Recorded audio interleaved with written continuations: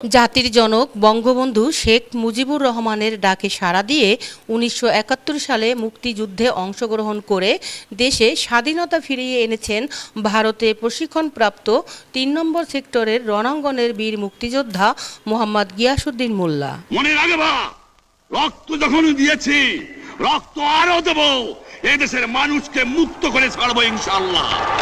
মাতৃভাষা টেলিভিশনে একান্ত সাক্ষাৎকারে বীর মুক্তিযোদ্ধা মোহাম্মদ গিয়াসউদ্দিন মোল্লা বলেন, বঙ্গবন্ধু শেখ মুজিবুর রহমানের ডাকে সাড়া দিয়ে মুক্তিযুদ্ধে সাড়া দিয়ে আমি ইন্ডিয়াতে গিয়েছিলাম। ইন্ডিয়াতে আমাদের বাড়ি থেকে 7-8 জন গিয়েছিলাম। যাওয়ার পরে সেখানে আমাকে বাছাই করি। আমি পূর্বে পাকিস্তান আমলে পুলিশের চাকরি করতাম, তো আমার সেই ট্রেনিং প্রাপ্ত দেখে আমার কিছু কাজ কারিকুলাম দেখে সেখান লোকেরা আমাকে 11 বেঙ্গলে নিয়ে ভর্তি করছে ইন্ডিয়াতে সরিলাম ক্যাম্পে।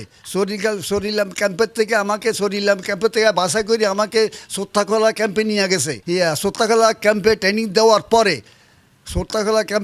দেওয়ার পরে আমাকে বাছাই করে সেঙ্গেল বেঙ্গলে আনছে। সেঙ্গেল আনবার পর আমরা তারপরে পাকিস্তানের এগেনস্টে আমরা যুদ্ধ করছি আর কি। আমরা সেকেন্ড মোল যুদ্ধ করছি। আমার কোম্পানি কমান্ডার ছিলেন মেজর ইব্রাহিম সাহেব, আর ব্যাটালিয়ন কমান্ডার ছিলেন major Mainul Hasan Chowdhury. Sector commander ছিলেন মেজর শফিউল্লাহ সাহেব। বর্তমান উনি আল্লাহর রহমতে এখন জীবিত আছেন। ওনারা মারা গেছেন।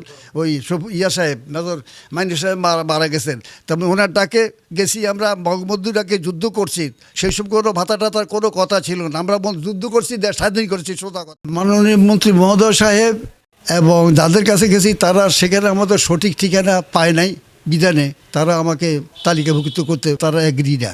তবে সেখানে কথা হয়েছে, আমরা যে যুদ্ধ করতে গেছি, যুদ্ধ করাকালীন ইন্ডিয়ান আর্মিরা আমাদের তালিকা করছে, সে নাম ঠিকানা ঠিক মতো উঠায় নেয়। তাড়াহুড়ার ভিতরে আমরা বলছি, তারা উঠায় নেয়। ঠিকই বলছি, আমরা যুদ্ধ করছি, আমরা দেশ স্বাধীন করছি, এটাই আমাদের মুখ্য উদ্দেশ্য ছিল। এই জন্য ভাতার জন্য আমরা কোনো করি নাই, আমরা কোনো লুবি করেছিলাম না। বর্তমান মাননীয় প্রধানমন্ত্রী শেখ হাসিনা ভাতার জন্য সবাইকে মুক্তিযোদ্ধাদেরকে ভাতা দিতে আছে। আমি এই ভাতার থেকে আমি বঞ্চিত। সেই আমি ভাতা পাওয়ার জন্য মাননীয় প্রধানমন্ত্রীর কাছে আর আকুল আবেদন, উনি যেন অতি সত্ত্বর যেন আমাকে তালিকাভুক্ত করে যেন ভাতা দেওয়ার জন্য ব্যবস্থা করে দেন। মুক্তিযুদ্ধের সময় গিয়াসউদ্দিন মোল্লার বয়স ছিল ৩১ বছর। তৎকালীন সময়ে গিয়াসউদ্দিন মোল্লা প্রশাসনে চাকরি করার সুবাদে অস্ত্র আয়ত্ত করা সহজ হয়েছিল। তিনি মুক্তিযুদ্ধে কোন কোন অস্ত্র ব্যবহার করেছেন এ সম্পর্কে জানতে চাইলে বলেন, আমি 1 নম্বরে গ্রেনেড থ্রোয়িং নিক্ষেপ করছি, 2 নম্বরে 3 রাইফেল, 3 নম্বরে হলো জিএফ রাইফেল, 4 নম্বরে স্টেন গান, 5 নম্বরে লাইট মেশিন গান, তারপরে 2 ইঞ্চ মোটর, 3 ইঞ্চ মোটর, এগুলি আমি ট্রেনিং দিচ্ছি। এগুলি তবে আমি যুদ্ধ করছি। জিএফ আমাকে দিয়েছে জিএফ রাইফেল দিয়ে ফাইট করার জন্য।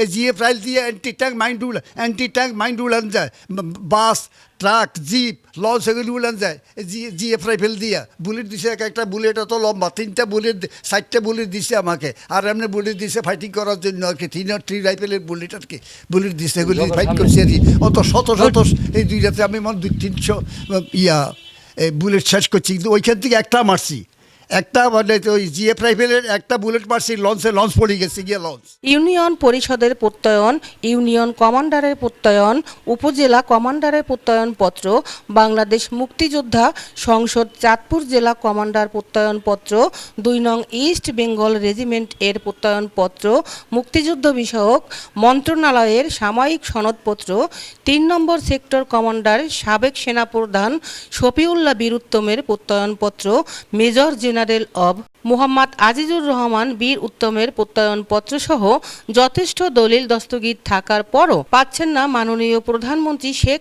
হাসিনার দেয়া কোনো সুযোগ সুবিধা ও মুক্তিযোদ্ধা সম্মানী ভাতা। বীর মুক্তিযোদ্ধা মোহাম্মদ গিয়াসউদ্দিন মোল্লার পুত্র সারোয়ার হোসেন শাওন বলেন, মাননীয় প্রধানমন্ত্রী শেখ হাসিনার নির্দেশে 2014 সালে যে সকল মুক্তিযোদ্ধারা বাদ পড়েছেন এবং যে সকল বীর মুক্তিযোদ্ধারা এখনও সরকারের তালিকাভুক্ত হননি তাদেরকে তালিকাভুক্ত হতে আহ্বান জানান। সেই সুবাদে বীর মুক্তিযোদ্ধা গিয়াসউদ্দিন মোল্লা ঝামুকার সংগঠনে অনলাইনে আবেদন করেন। শাওন আরও বলেন, 2014 সালে আবার একটা মুক্তিযোদ্ধা উন্নয়নের জন্য একটা ঝামুকা তৈরি গঠন করা হয় আর কি, একটা সংক্রান্ত তৈরি করা। ওইখানে আমার আব্বা অনলাইনে আপিল করছে, ঝামুকা আপিল করছে আমার আব্বা যা সব। তারপরে 2017 সালে আমাদের তৎকালীন সাবেক এমপি শামসুল হক বেরান সবার নেতৃত্বে একটা যাচাই বাছাই কমিটি হয় আর কি, ঠিক আছে। ওইখানে যাচাই বাছাই হয় 2017 সালে। আমার আব্বা এখানে মানে কথা লেগে আসছে, যেটাকে সুবেশ করা হয়েছে। জামুকা তো এটা কাজ হচ্ছে না, তো এটা তো প্রক্রিয়া চলমান। যারা টাকা যে কতালিকা যারা আসছে, আমাদের এলাকা তখন যখন 2017 সালে কতালিকা সুবেশ প্রায় 300 উপরের সুবেশ পাইছে। এখানে অনেক প্রায় 270-60 বা 300 জন মানে গেজেট হয়ে গেছে। মানে যারা টাকা দিচ্ছে তাদেরটা হয়ে গেছে, টাকা বলেন বা যাদের পাওয়ার আছে তাদেরটা হয়ে গেছে। এখানে পাওয়ার একটা কাজ করে, কিন্তু আমার আব্বার কোনো টাকা দেয় না, এই জন্য আমার ফাইলটা এখন জামুকা পড়ে আছে। তারপর জামুকাতে ছিঁড়ে দিয়ে আমার আব্বু জামুকার আন্ডারে একটা ঝাঁচা বাজা হয়েছিল, ওটা আমরা কোনো কিছু পাই নাই। কি সুবেশ পাইছে না, আমরা কিছু পাই নাই। এখানে কি এর জন্য আবার মানি ডিমান্ড করা হয়? হ্যাঁ, টাকার জন্য তো আমার আব্বুর ফাইল আটতেছে না, লড়তেছে না। টাকা দিলেই হয়ে জি, টাকা দিলে হয়ে যায়। জি, তা আমি আপনার মধ্যে জানতে চাচ্ছি যে জামুকা যারা প্রতিনিধি আছে যাতে এটা দেখে তাদের গেজেট হওয়ার জন্য সুপারিশ করে দেয়, এটাই আমার কামনা। শাওন বলেন, আমার বাবা রণাঙ্গনের বীর মুক্তিযোদ্ধা।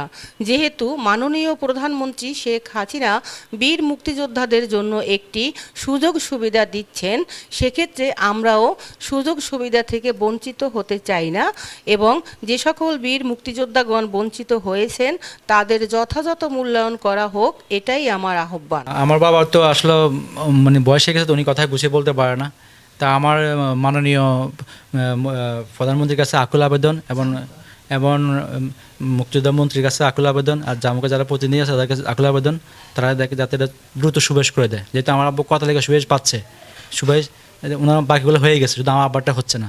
তো আমি চাচ্ছি যে দ্রুত এটা কাজটা যাতে করে দেয়, এটা আমাদের আকুল আবেদন। 2017 সালে তৎকালীন জাতীয় মুক্তিযোদ্ধা কাউন্সিল ঝামুকার অধীনে এবং তৎকালীন এমপি মরহুম শামসুল হক সাহেবের নেতৃত্বে একটি যাচাই বাছাই কমিটি গঠন হয়। সেই কমিটির তালিকায় আমার আব্বুর নাম ক তালিকা, অর্থাৎ গেজেট করার সুপারিশ পায়। কিন্তু সকল বৈধ কাগজপত্র ও প্রমাণাদি থাকার পরেও মূলত আমার আব্বুর সেই ফাইল ঝামুকায় অফিসে এসে অফিসিয়াল কিছু দাবি দেওয়ার জন্য আটকে রয়েছে। মোহাম্মদ গিয়াসউদ্দিন মোল্লা একজন বীর মুক্তিযোদ্ধা হওয়া সত্ত্বেও তিনি আর্থিকভাবে অসচ্ছল। এক বাবার এক সন্তান গিয়াসউদ্দিন পরিবারের মায়া ছেড়ে মুক্তিযুদ্ধে অংশগ্রহণ করেন। বর্তমানে গিয়াসউদ্দিন মোল্লার বয়স 84 বছর। শেষ বয়সে সম্মানের সাথে দুবেলা দুমুঠো ডাল ভাত খেয়ে এবং সুস্থভাবে বেঁচে থাকার প্রত্যাশায় মাননীয় প্রধানমন্ত্রীর কাছে বীর মুক্তিযোদ্ধা গিয়াসউদ্দিন মোল্লা ও তার পরিবারের আকুল আবেদন। গিয়াসউদ্দিন মোল্লাকে বীর মুক্তিযোদ্ধা হিসেবে রাষ্ট্রীয় সুযোগ সুবিধা দিয়ে যথাযথ মূল্যায়ন করা হোক। শাহিদ আক্তার পাখি, মাতৃভাষা টেলিভিশন, ঢাকা।